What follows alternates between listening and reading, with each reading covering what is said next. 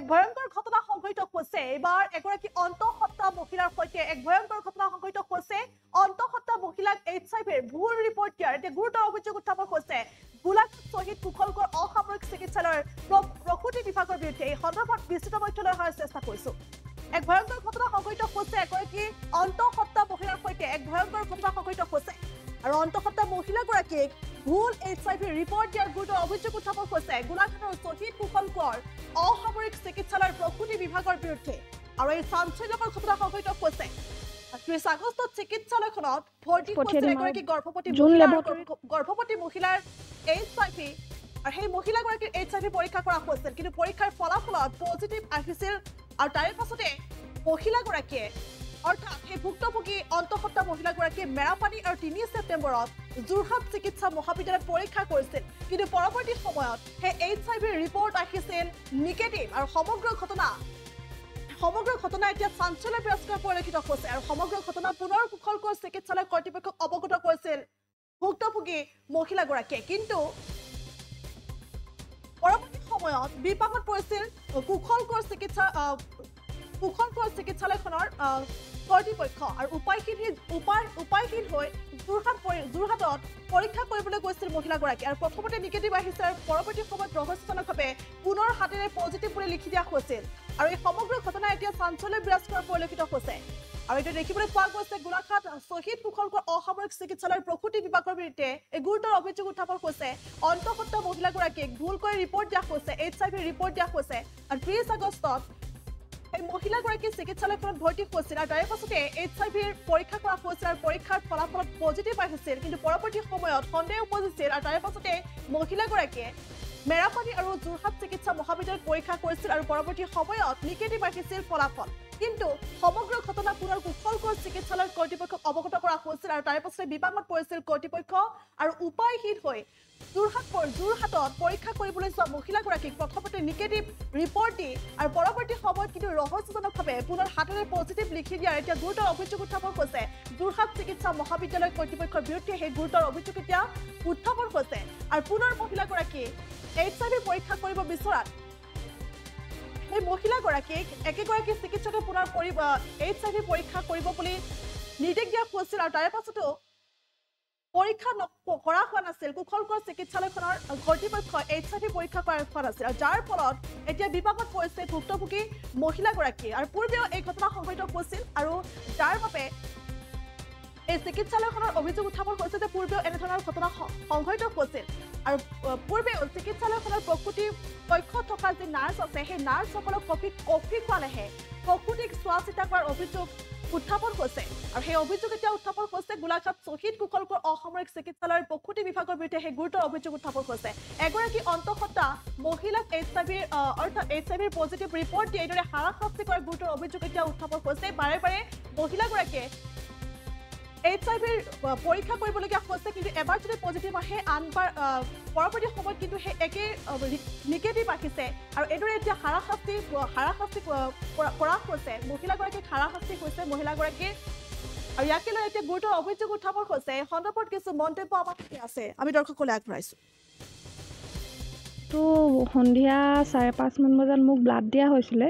blood দিওঁতে blood লোৱাৰ পিছত মোৰ যিহেতু বাচ্চাটো ব্ৰিজ হৈ আছে লুটি খাইছে সেইটো কাৰণে মই খুব বেছি দেৰি শুই থাকিব নোৱাৰোঁ বহি থাকিব নোৱাৰোঁ আৰু ব্লাডটো লোৱাৰ কাৰণে বেছি দেৰি হৈ যোৱাৰ কাৰণে মই অলপ নিজে বঢ়াই দিলোঁ ব্লাডটো খতম হোৱাৰ পিছত খুলিবৰ কাৰণে নাৰ্ছক কেইবাবাৰো গ'ল নাৰ্ছকেইজনীয়ে নাহে নেগলেচি কৰিছে ইজনীয়ে সিজনীক পঠিয়াইছে তাৰপিছত তেখেতসকলে মোৰ বেডৰ ছাইডত এটা পলিথিন বেগ ৰাখি আহিছে গ্লভছ ভৰাই পেলাই যেন এইটো ব্লাডটো খতম হোৱাৰ পিছত পেকেটটো তাত পেলাবৰ কাৰণে দি থৈ আহিছিলে নাৰ্ছকেইগৰাকী নোযোৱাৰ কাৰণে মই নিজে খুলি দিলোঁ ব্লাডটো খুলি পেলাই পলিথিনত ভৰাই লৈ আহিছোঁ তাৰপিছত নাৰ্ছক সুধিছোঁ যেন বাইদেউ এইটো আমি বাহিৰত পেলাই দিছোঁ ডাষ্টবিনত তেখেতসকলে ঠিক আছে বুলি ক'লে পেলোৱাৰ পিছত তাৰপিছত অলপ আগত যিগৰাকী নেহা বেৰিয়া ডক্টৰ গাইনী ডক্টৰ তেখেতে মাতি পেলাই মানে বহুত বেয়া বিহেভ কৰিছে কৈছে মানুহক শুনোৱাইছে আপোনালোকৰ গাত ইনফেকশ্যন আছে এনেকুৱা কিয় কৰিছে আমি ইয়াত আপোনালোকক ৰাখিব নোৱাৰোঁ কোনো পধ্যে ইয়াত আপোনালোকে থাকিব নোৱাৰে এতিয়াই যোৰহাট যাওক কৈছোঁ যেন মই এতিয়া নোৱাৰিম যাবলৈ যিহেতু ফেমিলি মানুহ কোনো নাই ৰাতিপুৱালৈকে আমি সময় লৈছোঁ নাই আমি নোৱাৰোঁ ইয়াত ৰখিব নোৱাৰোঁ আপোনালোকৰ কাৰণে ৰখি থাকিব নোৱাৰোঁ আপোনালোকে এতিয়াই যাব লাগিব তেনেকৈ কৈছে জোৰ জবস্তি মোৰ হাতত চাইন লোৱাইছে এতিয়া নাযাওঁ বুলি কৈ পেলাই যেন আপোনালোকে এতিয়া যাব নোৱাৰোঁ নাযাওঁ এনেকৈ কৈ পেলাই চাইন লোৱাইছে মোৰ হাতত সেইখিনি বহুত মানে মানুহৰ আগত পাব্লিছ কৰিছে কিবা হৈছে ঠিক আছে মই এটা পজিটিভ পেচেণ্ট মই মানি লৈছোঁ কিন্তু সেইখিনি মোৰ লগত কৰিব নালাগিছিলে মোৰ এটা ভৱিষ্যত আছে ইয়াত যে টেষ্ট কৰিছিলে পজিটিভ ওলালে আকৌ যোৰহাট যাওঁতে নেগেটিভ ওলালে যোৰহাটত নেগেটিভ ওলাইছে মেৰাপানী চিভিলত কৰিছিলোঁ তাতো নেগেটিভ ওলালে ইয়াত কৰাৰ পিছত কি বুলি ক'লে ডক্টৰে ইয়াত কৰাৰ পিছত আকৌ তেখেতসকলে কৈছে মানে মেৰাপানীটো মনা কৰি দিলে আকৌ মই ৰিটেষ্ট কৰিম বুলি কোৱাৰ কাৰণে মেৰাপানীত মনা কৰি দিলে যেন আকৌ ৰিটেষ্ট কৰিব নালাগে ইয়াৰ পৰা যোনখিনি মানে বিভাগৰ মানুহ আছে তেখেতসকলে আকৌ যোৰহাটতো মোৰ সম্ভৱ তেখেতসকলে কৈছিলে কাৰণ মোৰ কাণত পৰা মতে তেখেতসকলে কৈছে য'ত যায় মানে আমি ডিটেইলছ পঠিয়াই দিম আৰু বাহিৰত যোন লেবৰেটৰীত কৰিব আমাৰ কাৰণে মোৰ ওচৰতে কনফাৰ্মেশ্যনৰ কাৰণে আহিব আৰু বাহিৰত যদি মই টেষ্ট কৰাব যাওঁ মোক পুলিচে এৰেষ্ট কৰিব মানে ধমকি দিছে নেকি সেইটো তেনেকৈ মোক কৈছে তোমাৰ পইচা তুমি এনেই নোযোৱাবা বাহিৰত টেষ্ট কৰি পেলাই এনেকুৱাখিনি মোক কথা কৈছিলে তেখেতসকলে এতিয়া মই যিহেতু আপোনাৰ মতে আপুনি নেগেটিভ হৈছে পজিটিভ নহয় মোৰ মতে মোৰ একো নাই ঠিক আছে যদিও মোৰ হৈছে এইটো বস্তু ব্লাড চাৰ্কুলেশ্যনৰ কাৰণে হয় আজি 1.5 বছৰ আগত মই ব্লাড লৈছিলোঁ হয়তো সেইটো কাৰণে যদি হৈছে একো ডাঙৰ কথা নহয় ইয়াৰ ট্ৰিটমেণ্ট আছে মই ট্ৰিটমেণ্ট ল'ম কিন্তু নেগলেচি বহুত কৰিছে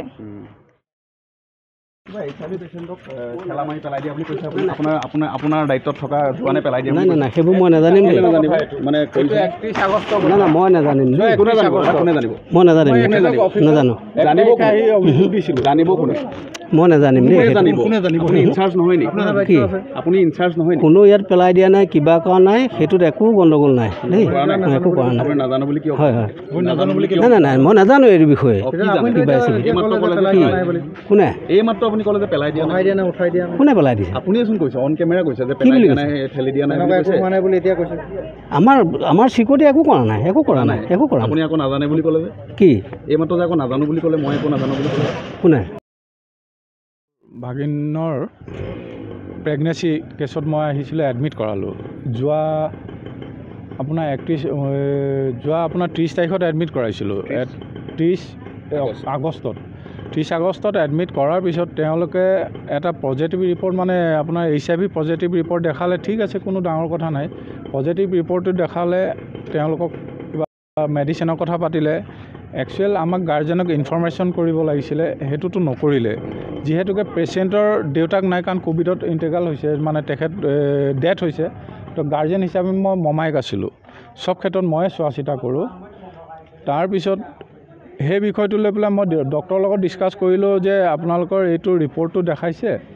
কিন্তু ইয়াৰ মানে অৱস্থাটো কি হ'ব বা কেনেধৰণে কৰিব লাগে বোলে আমি ইয়াত চাই আছোঁ আপোনালোকে নিশ্চিন্ত থাকক কিন্তু 31 তাৰিখৰ ৰাতি তেওঁলোকে অকণমান ভাগিন মানে কি হ'ল অকণমান গৰমৰ কাৰণে মুখলৈ ওলাই অহাত মানে যিখিনি অপমানিত কৰিলে ৰাতি নিশা 10টা বজাত চিকিউৰিটি পাৰ্চন আৰু সেইদিনা 31 তাৰিখৰ ৰাতি শ্বিফ্টত যোনসকল নাৰ্ছ আৰু চিকিউৰিটি পাৰ্চন যিখিনি অপমাননা কৰিলে সম্পূৰ্ণ পাব্লিচিটি কৰিলে মই জনাত মানে কি হ'ল এটা পজিটিভ যদি HIV পজিটিভে হয় মই জানো যে পাব্লিচিটি কৰিব নোৱাৰে